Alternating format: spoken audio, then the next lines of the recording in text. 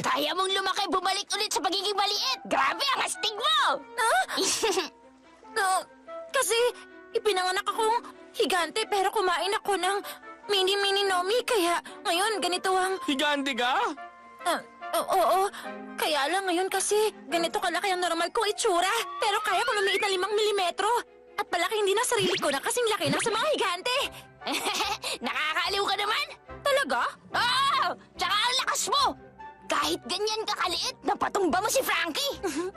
Alam mo kasi, kahit na ganito lang ako kaliit, parang sa mga higante pa rin yung lakas ko. Wala sa akin yun. Heto!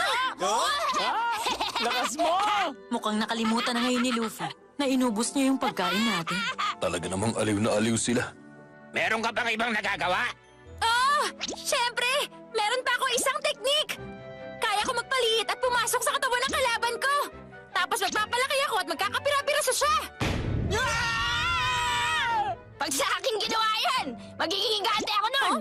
Anong ibig mong sabihin? Alam mo, taong goma kasi tong si Luffy. Kaya imbis na magkapira-piraso, nababanat siya. Parang hindi ka panipaniwala. Oo nga, kakaiba to Ano nga pala pangalan mo? Magandang dilag. Oo nga, ako pala si Lillian Stomach. Kilala rin sa tawag na Liling Matakaw. Lakas kong kumain para sa babae. Lily, bakit ka nga pala nandito sa barko namin? Teka, paano nga ba?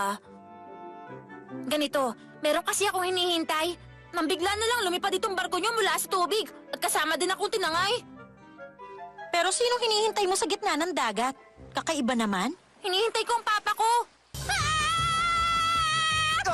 Ano problema? Kalma lang! Hindi na pantay ang laki ng ulo mo sa laki ng katawan mo! Nabasag yung botong sinasakyan ka! Paano na yan? Anong gagawin ka? Sa wakas, nakarating ako dito! Tapos kung patago sumakay sa mga barko ng marin at barkong pantigma! Hindi na tuloy ako makakarating ngayon sa papa ko! Ibig sabihin, hinahanap mo pala ang papa mo? Sino ba ang papa mo? Sinong papa ko? Siya ang pinakamagaling na piratang chef dito sa New World!